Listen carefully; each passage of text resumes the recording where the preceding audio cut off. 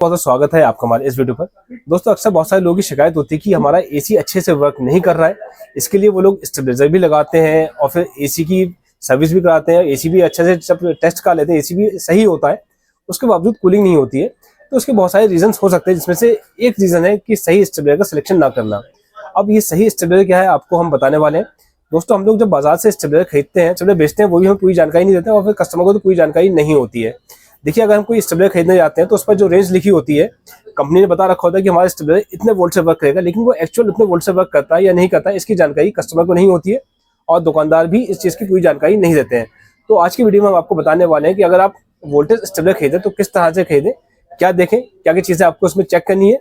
हमारा ये वीडियो इसी बारे में, आपसे रिक्वेस्ट है वीडियो पूरा देखें। वीडियो पसंद आए तो प्लीज़ वीडियो को लाइक करना, शेयर करना और हमारे चैनल को सब्सक्राइब करना बिल्कुल ना भूलें। चलिए वीडियो शुरू करते हैं। दोस्तों, जैसा कि आप लोग देख सकते हैं, हमारे सामने एक वोल्टेज स्टेबलाइजर रखा है जो कि माइक्रोटेक कंपनी का वोल्टेज स्टेबलाइजर है और इसका मॉडल है EM4150 प्लस। देखते हैं कंपनी ने इसके बारे में क्या बता रखा है, इसकी वोल्टेज रेंज क्या बता रखी है, कितने वोल्ट से ये वर्क करता है। तो इसे हम थोड़ा सा घुमाएंगे, घुमा कर देखेंगे। देखिए, यहाँ पर सब कुछ इसका लिखा रहता है, जो भी इसकी कैपेसिटी वगैरह है सब कुछ। इसके पीछे की साइड में देखिए स्टिकर रहता है, इस पर सब कुछ लिखा रहता है। Model EM4150 plus, calibre accuracy +-2% और इनपुट वर्किंग रेंज जो इसकी दे रखी है 150 वोल्ट से लेकर 280 वोल्ट के बीच में इसकी इनपुट रेंज दे रखी है, यानी 150 वोल्ट से ये वर्क करेगा। ठीक है, और इसकी आउटपुट वोल्टेज देखिए जो दे रखी है, स्टेबलाइज दे रखी है और capacity 1 AC up to 1.5 ton. ठीक है दोस्तों, और सबसे बड़ी प्रॉब्लम जो होती है वो यहीं पर क्रिएट होती है। अब जो वर्किंग रेंज है इसकी 150 वोल्ट वर्किंग रेंज है, यानी 150 वोल्ट से लेकर 280 वोल्ट के बीच में ये वर्क करेगा। यहीं से सबसे बड़ी प्रॉब्लम खड़ी होती है।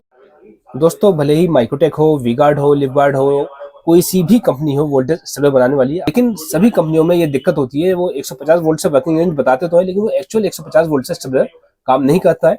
देखिए, किसी भी स्टेबलाइजर काम होता है कि जो मिनिमम वर्किंग रेंज बताई गई है उस वोल्टेज आने पर आउटपुट 200 वोल्ट देना चाहिए। आउटपुट 200 वोल्ट देगा तभी आपका एसी वर्क करेगा। देखिए, जैसे ये जो आउटपुट वोल्ट निकाल रहा है 200 वोल्ट, अब इसके इनपुट वोल्ट पे ध्यान दीजिएगा।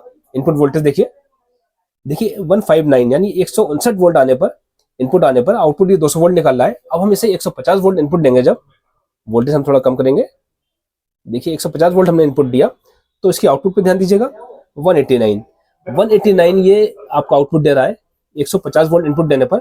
इस कंडीशन में एसी वर्क नहीं करता है और हम लोग सोचते हैं कि हमारा स्टेबलाइजर लगा हुआ है और हमारे यहाँ पर 150 वोल्ट इनपुट आ रहा है, इसके बावजूद हमारा एसी वर्क नहीं कर रहा है, हमारा एसी में प्रॉब्लम। तो एसी में प्रॉब्लम नहीं होती है, वो स्टेबलाइजर की दिक्कत होती है। देखिए, स्टेबलाइजर अच्छा है, क्वालिटी वाइज माइक्रोटेक अच्छी कंपनी है, बढ़िया कंपनी है और वी-गार्ड वगैरह सब अच्छी कंपनियां हैं। लेकिन ये किसी भी कंपनी के स्टेबलाइजर में सबसे बड़ी दिक्कत ये आती है, जो उनकी वर्किंग रेंज दे रखी होती है, तो कंपनी का सोचना ये होता है वर्किंग रेंज पे हमारा स्टेबलाइजर ऑन हो जाता है। इसने जैसे इन्होंने 150 वोल्ट की वर्किंग रेंज दे रखी है, तो वोल्टेज स्टेबलाइजर ऑन तो हो जाएगा, लेकिन आउटपुट 200 वोल्ट नहीं निकालेगा।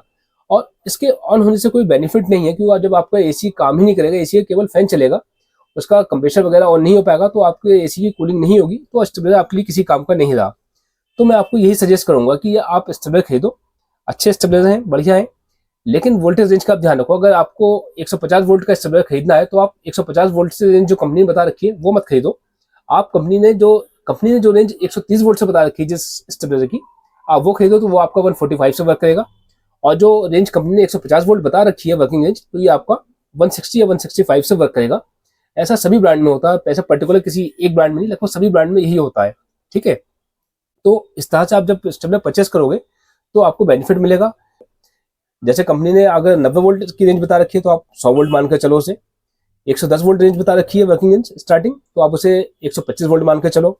130 को 145 और 150 को 165 या 160 वोल्ट मानकर चलो, तब तो स्टेबलाइजर आपके लिए कामयाब रहेगा, अदरवाइज आपको परेशानी रहेगी। तो अगर ये सोचकर आप स्टेबलाइजर खरीदोगे तब तो स्टेबलाइजर आपके लिए सक्सेस है, अदरवाइज आप सही स्टेबलाइजर परचेस नहीं कर पाओगे। उम्मीद है आपको सब कुछ अच्छे से समझ में आ गया होगा, वीडियो हमारा पसंद आया होगा। वीडियो पसंद आया हो तो प्लीज वीडियो को लाइक करना, शेयर करना और हमारे चैनल को सब्सक्राइब करना बिल्कुल ना भूलें। वीडियो देखने के लिए आपका बहुत बहुत धन्यवाद।